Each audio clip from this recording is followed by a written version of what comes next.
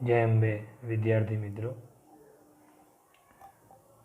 આપણે ભણી રહ્યા છે ચેપ્ટર નંબર 10 તરંગ પ્રકાશશાસ્ત્ર। આજનો ટોપિક છે આપણો હાઇગેન્સનો સિદ્ધાંત। હાઇગેન્સ નામના વૈજ્ઞાનિકે જે તરંગવાદ રજૂ કર્યો એમાંનો આ ખૂબ જ અગત્યનો સિદ્ધાંત છે। ચલો તો આપણે એને સમજીએ પહેલાં કે શું કહેવા માંગે છે। તો હાઇગેન્સના સિદ્ધાંત મુજબ કોઈ પણ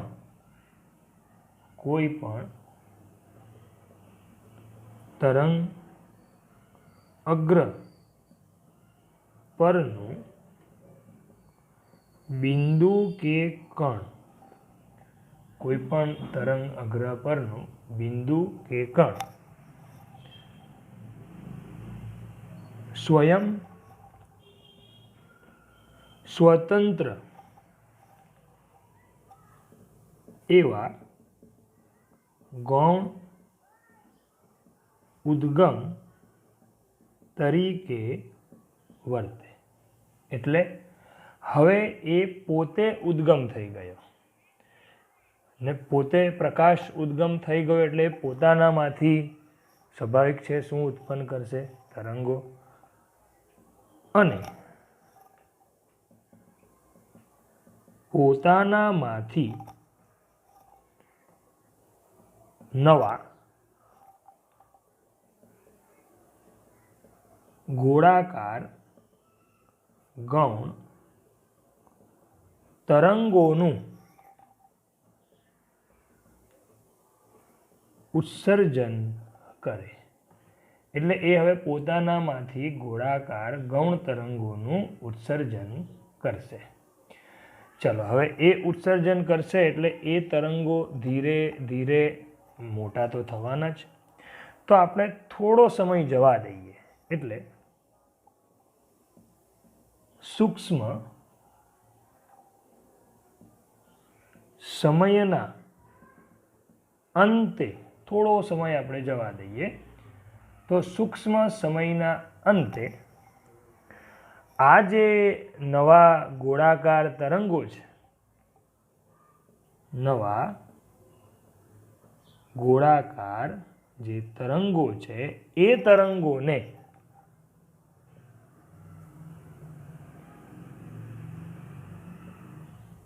પરિધ સ્પર્શતું, એટલે આવા નવા ગોળાકાર ગૌણ તરંગોના પરિધને સ્પર્શતું એક કાલ્પનિક આપણે પૃષ્ઠ દોરીએ, એ લોકોના પરિધને જોડતું જે કાલ્પનિક પૃષ્ઠ દોરીએ એ પૃષ્ઠ તે સમયે એક નવા તરંગ અગ્રનું સ્થાન અને સ્વરૂપ દર્શાવે।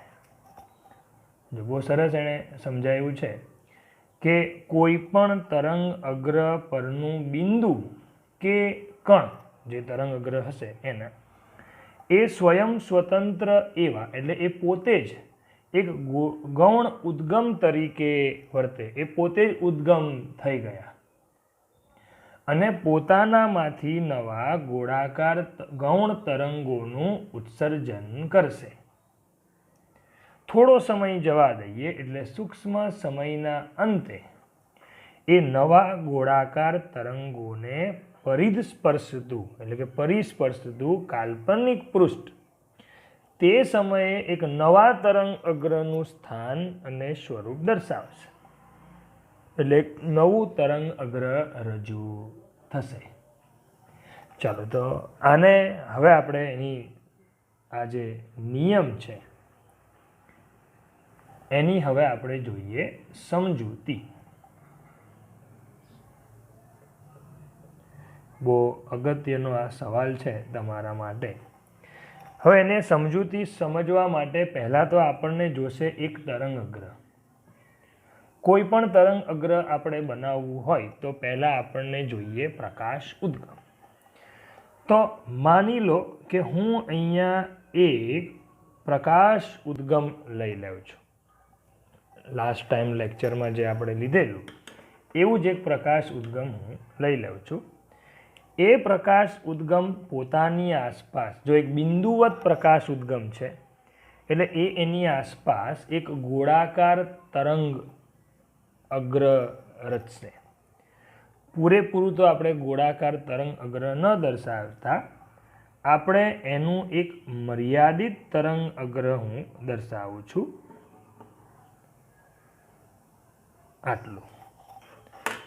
માની લો કે આ તમારું પ્રકાશ ઉદ્ગમ છે.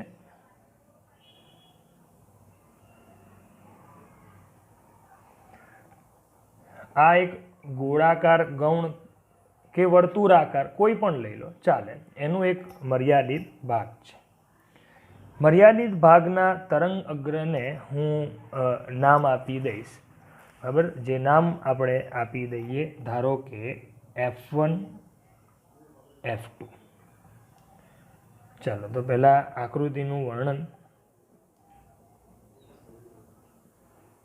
તો ભાઈ આકૃતિ પરથી ચાલો ટૂંકમાં આપણે વર્ણન કરી દઈએ. ચાલો શું લાગે છે આકૃતિ પરથી? તો આ પ્રકાશ ઉદ્ગમ બિંદુવત પ્રકાશ ઉદ્ગમ O માંથી ઉત્સર્જાતું તરંગ અગ્રનું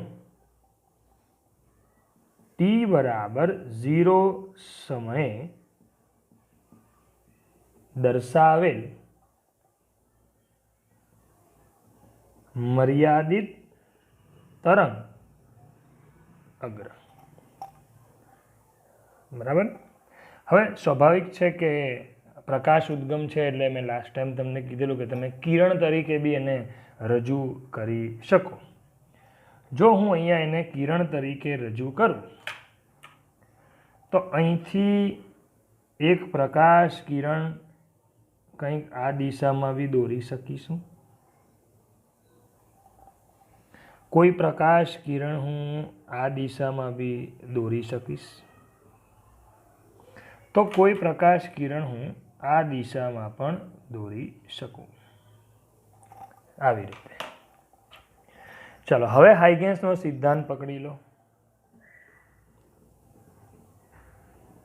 સિદ્ધાંત મુજબ ચાલો સિદ્ધાંત શું છે એની પહેલાં હું આપણે તરંગ અગ્ર જે આપણો આ દોરેલો છે કયા સમયે છે t બરાબર 0 છે એના હું મર્યાદિત બિંદુઓ લઈ લઉં. વચ્ચેનું એક બિંદુ હું તરંગ અગ્રનું A લઈ લઉં, આ બાજુનું હું કોઈ B લઈ લઉં અને આ બાજુનું હું બિંદુ C લઈ લઉં. ચાલો હવે કોઈ પણ તરંગ અગ્ર પરના બિંદુઓ A, B અને C એટલે સિદ્ધાંત મુજબ તરંગ અગ્રના બિંદુ કયા કયા છે? A, B, C વગેરે. આ જેટલા બી બિંદુઓ છે શું થશે? હવે આ બિંદુઓ ગૌણ ઉદ્ગમ શું થશે? ગૌણ ઉદ્ગમ તરીકે વર્તે.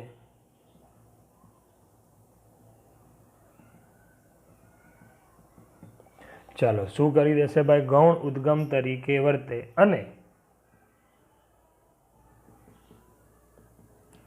અને ગોળાકાર તરંગોનું શું કરશે ભાઈ? ઉત્સર્જન.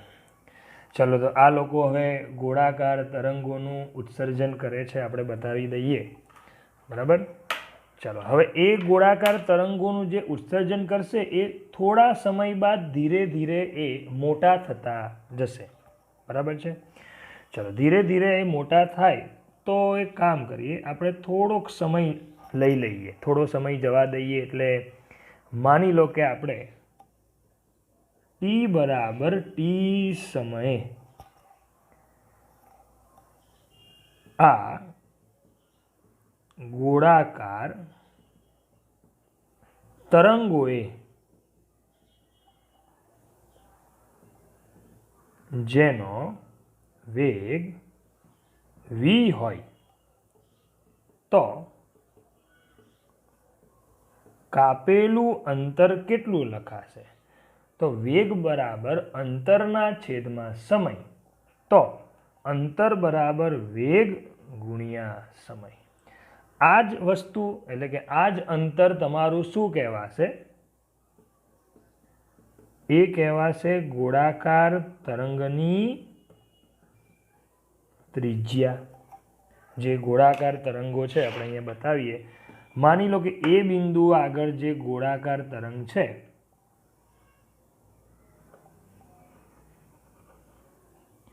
એ કંઈક આવી રીતે હશે.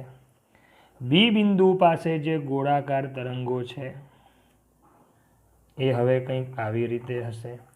સી બિંદુ પાસે જે ગોળાકાર તરંગો છે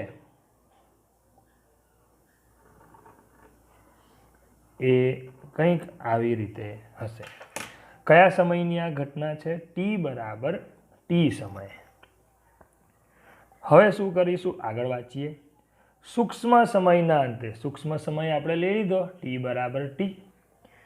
નવા ગોળાકાર તરંગોને, નવા આર્યા, આ જે અંતર હશે બધા જ સમાન હશે, એ લખાશે વેગ ગુણ્યા સમય.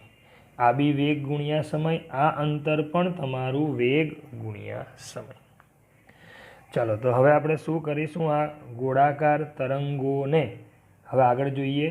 પરિધ સ્પર્શતું કાલ્પનિક પૃષ્ઠ, તો એના પરિધ સ્પર્શતું કાલ્પનિક પૃષ્ઠ એક આપણે અહીંયા બનાવી દઈએ.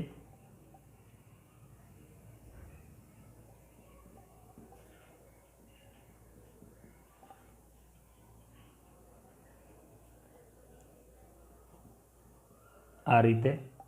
બીજું એની અંદરની તરફ બી આપણે બનાવી શકીએ કંઈક આ રીતે. તો અહીંયા આપણે એકની જગ્યાએ તમને બે તરંગ અગ્ર મળશે. બરાબર છે? તો અંદરની સાઈડ જે છે એને હું નામ આપી દઉં છું તરંગ અગ્ર D1 D2, અને બહારની તરફ જે નવું તરંગ અગ્ર બનશે એ હું આપી દઉં G1 G2. બરાબર છે? ચલો તો શું કરીશ? લખીશું હવે તો વ્યાખ્યા સિદ્ધાંત પ્રમાણે આ જ સમયે નવા તરંગોને પરિસ્પર્શતું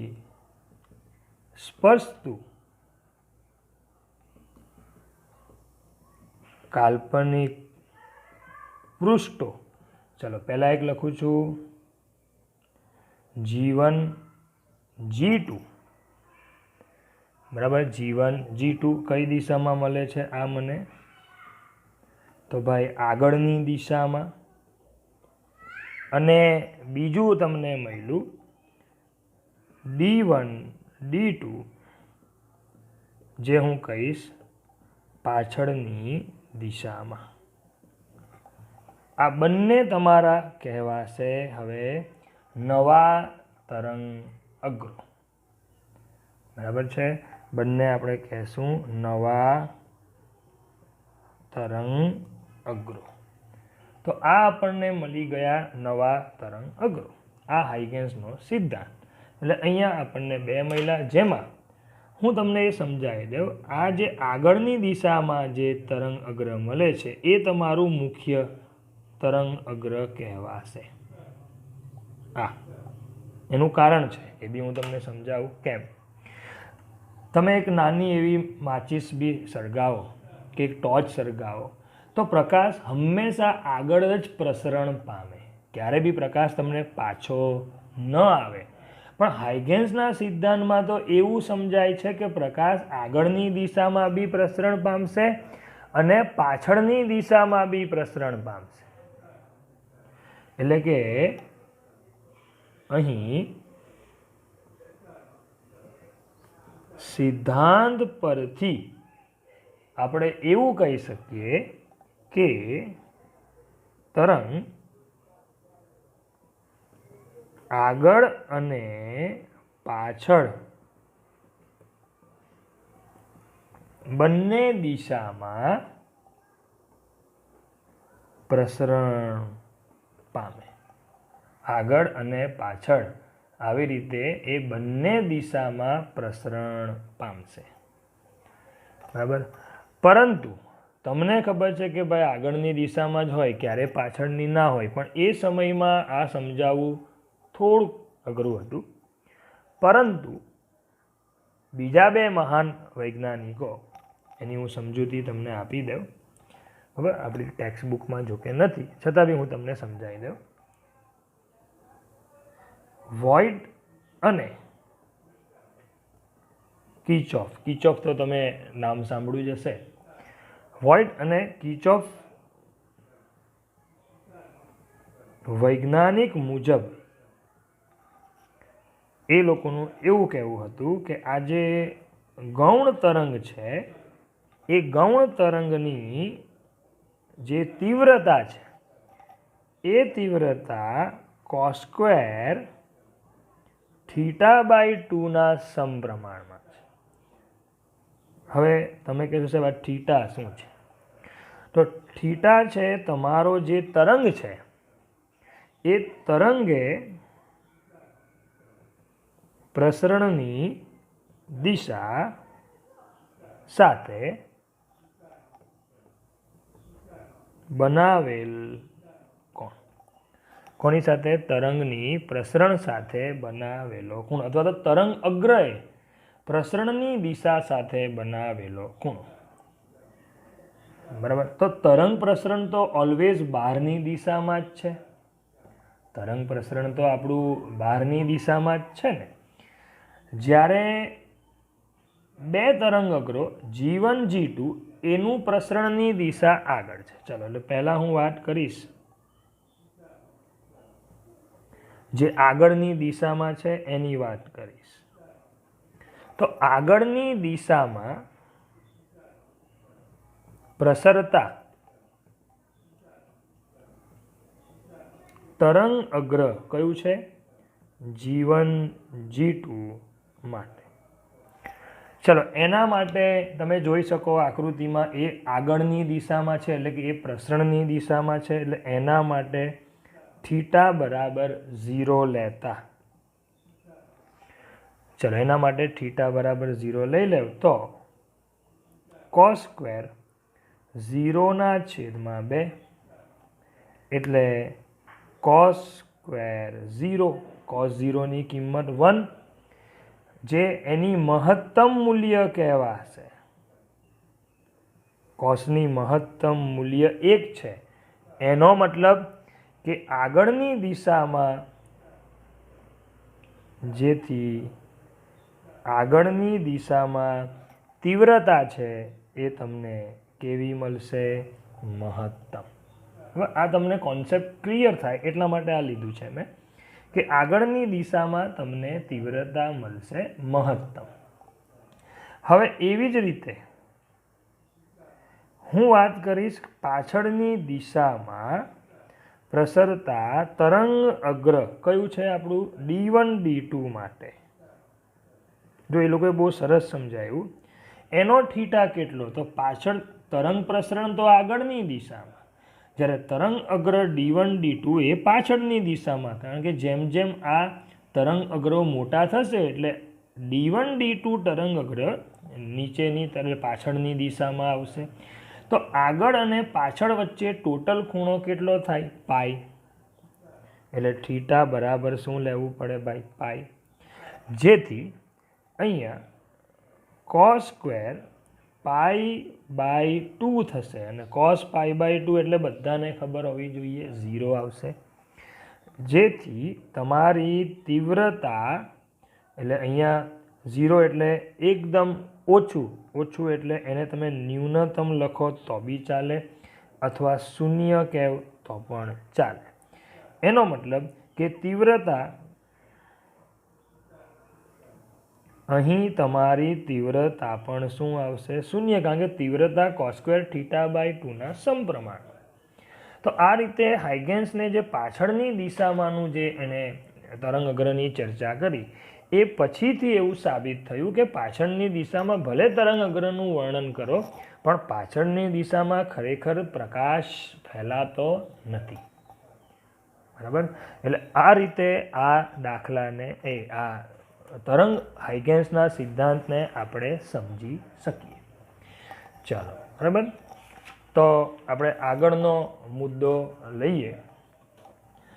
આગળનો મુદ્દો હું લઈશ તમારો એક ઉદાહરણ, જે ઉદાહરણ તમારો પહેલો જે છે આપણે આજે એની ચર્ચા કરીશું. ચાલો ધ્યાન આપજો. ઉદાહરણ 1. જો કે આમ તો ઉદાહરણ 1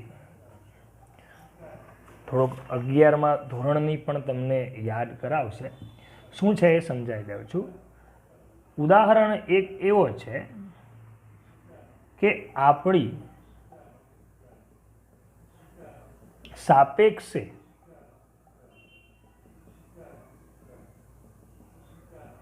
આકાશગંગાને કેટલી ઝડપથી ગતિ કરવી જોઈએ કે જેથી 589 નેનોમીટરની જે સોડિયમ રેખા છે, બરાબર, 589 નેનોમીટરની સોડિયમ રેખા 589.6 નેનોમીટર આગળ દેખાય. શું કીધું છે? આપણી સાપેક્ષે. એટલે પહેલા તો હું કહી દઉં કે અવલોકનકાર કોણ છે? તો ભાઈ આપણે. ખબર? આકાશગંગાને કેટલી ઝડપથી? તો ભાઈ ઉદ્ગમ તરીકે અહીંયા કોણ છે? તો ભાઈ આકાશગંગા. બરાબર છે. પ્રથમ કેટલી તરંગ લંબાઈ આપેલી છે? તરંગ લંબાઈ λ1 589 નેનોમીટર. પછી કેટલી આપી છે? તો ભાઈ 589.6 નેનોમીટર. ચાલો ધ્યાન આપજો. હવે શું કીધું છે? આપણે શોધવાનું છે કેટલી ઝડપથી. તો અહીં શોધવાનું શું છે? ડોપલરના સિદ્ધાંત પ્રમાણે, ડોપલર અસર પ્રમાણે આપણે શોધવાનું છે વી ત્રિજ્યાવર્તી બરાબર કેટલા. અમુક કે સાહેબ આ વી ત્રિજ્યાવર્તી શું છે? તો ડોપલર અસરમાં આપણે જોઈ ગયા તે મુજબ ડોપલર અસરમાં વી ત્રિજ્યાવર્તી જે છે એ છે તમારા ઉદ્ગમનો વેગ. આ છે ઉદ્ગમનો વેગ કોની સાપેક્ષે? તો અવલોકન કારની સાપેક્ષે. અવલોકનકાર એટલે આપણે, ઉદ્ગમ એટલે આકાશગંગા. તો આકાશગંગા આપણી સાપેક્ષે કેટલી દૂર જવી જોઈએ, એટલે કેટલી ઝડપથી ગતિ કરતી હોવી જોઈએ. ચલો હવે આને દાખલાને સોલ્વ કરવા માટે પહેલાં હું તમને કહી દઉં કે જ્યારે કોઈ પણ તરંગ, પછી એ પ્રકાશ હોય કે ધ્વનિ હોય, એ પ્રકાશ તરંગ અથવા ધ્વનિ તરંગને ઉત્પન્ન કરતો ઉદ્ગમ એ આપણાથી દૂર કે નજીક આવતો હોય તો એ લોકો, એટલે કે એ ઉદ્ગમ જે પણ તરંગ ઉત્સર્જિત કરશે એની તરંગ લંબાઈ અથવા એની આવૃત્તિમાં બદલાવ જોવા મળશે, જેને જ કહેવાય છે ડોપલર અસર. એટલે કે એની જે ઓરિજિનલ આવૃત્તિ કે તરંગ લંબાઈ હોય એ આપણા સુધી પહોંચે એ પહેલાં થોડીક બદલાઈ જાય. તો એના આધારે આપણે આ ઉદાહરણને સોલ્વ કરીશું. તો પહેલાં હું તમને એક, જો તમને ખ્યાલ હશે, આવૃત્તિ મ્યુ અને lambda is equal two C. C એટલે શૂન્યાવકાશમાં ઝડપ,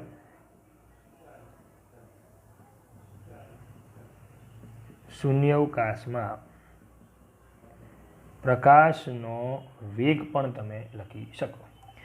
આના આધારે હું મ્યુને કરતા બનાવું, મ્યુને, તો હું શું લખી શકીશ? મ્યુ બરાબર, તો ભાઈ સીના છેદમાં લેમ્બડા. સી કેવો હોય? અચળ હોય. તો ડેલ્ટા મ્યુના છેદમાં મ્યુ, મ્યુ આવૃત્તિ છે, લેમ્બડા તરંગ લંબાઈ છે, તો શું લખાશે? ડેલ્ટા લેમ્બડાના છેદમાં લેમ્બડા માઇનસ, અમુક કહેશે માઇનસ કેમ, એ બી સમજાવી દે. આવૃત્તિ અને તરંગ લંબાઈ એકબીજાના વ્યસ્ત પ્રમાણમાં છે. એટલે જો તરંગ લંબાઈનો ફેરફાર વધશે તો આવૃત્તિનો ફેરફાર ઘટશે. જો આવૃત્તિનો ફેરફાર વધશે તો તરંગ લંબાઈનો ફેરફાર, એટલે બેમાંથી એક ઋણ હોવાનું, એની નિશાની ઋણ લખી છે મેં. ચલો, હવે ડોપલર અસર જે આપણે ભણી ગયા, હવે તમે જોઈ ગયા હશો, અથવા જો કે આ વર્ષે આ ડોપલર અસર સિલેબસમાં નથી, છતાં બી સમજી લો કે ડોપલર અસરનું સૂત્ર એવું છે કે ડેલ્ટા મ્યુ છેદમાં મ્યુ, આને આંશિક ત્રુટિ કહેવાય. અમુક સાહેબ અહીંયાથી ડાયરેક્ટ આ કેવી રીતે લખ્યું? તો આપણે ધોરણ 11માં ચેપ્ટર નંબર 2માં આંશિક ત્રુટિ આવી રીતે આપણે ભણી ગયા છે. સાપેક્ષ ત્રુટિ પણ એને કહેવાય છે. તો ડેલ્ટા મ્યુ અપોન મ્યુનું સૂત્ર છે માઇનસ વેગ વી ત્રિજ્યાવર્તી છેદમાં પ્રકાશનો વેગ સી. આ સૂત્ર આપણે પ્રાયોગિક રીતે એટલે આપણે લઈ લેવાનું છે. આ સૂત્ર આપણે આ રીતે બનાવ્યું.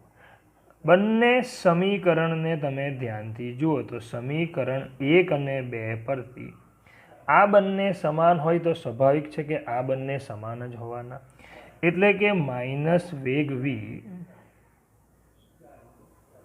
ત્રિજ્યાવર્તીના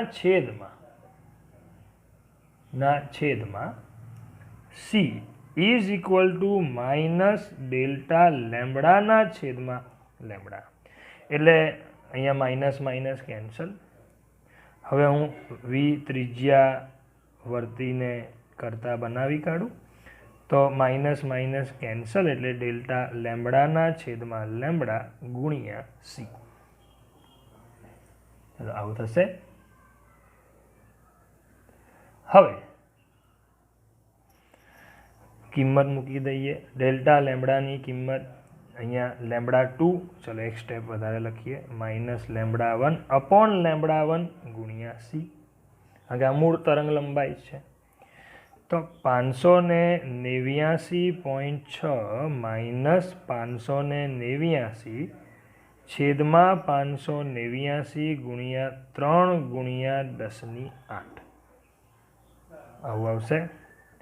589.6 બરાબર માઇનસ 589 કરશો એટલે 0.6 આવશે.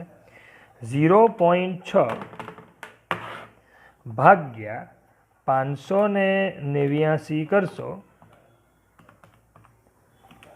અને ફરીથી ગુણ્યા 3 કરી દો એટલે તમારો અહીંયા જવાબ આવશે 0.003056 ને હું 6 લઈ લઉં ગુણ્યા 10⁸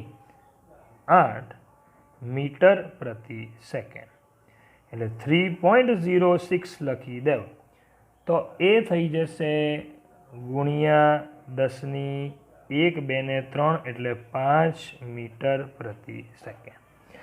હજી આને જો હું ડિટેલમાં લખું હજુ આને હું ડિટેલમાં લખું તો 306 ગુણ્યા 10⁵ ગુણ્યા 10⁵ મીટર પ્રતિ સેકન્ડ. તો આની સાથે ગુણી દેતા 3.06 ગુણ્યા 10⁵ કરું એટલે 306 ગુણ્યા એટલે આ થઈ જશે કિલોમીટર, એટલે ડાયરેક્ટ લખી દઉં કિલોમીટર પ્રતિ સેકન્ડ. આનો મતલબ કે જો આપણી સાપેક્ષે આકાશગંગા દર સેકન્ડે 306 કિલોમીટર અંતર કાપે તો અહીંયા તમારું કહી શકો કે ભાઈ તરંગ લંબાઈ 589 થી 589.6 થઈ જશે. ખ્યાલ આવ્યો અહીંયા? તો આ રીતે આપણે ઉદાહરણને સોલ્વ કરી શકીએ. જય અંબે.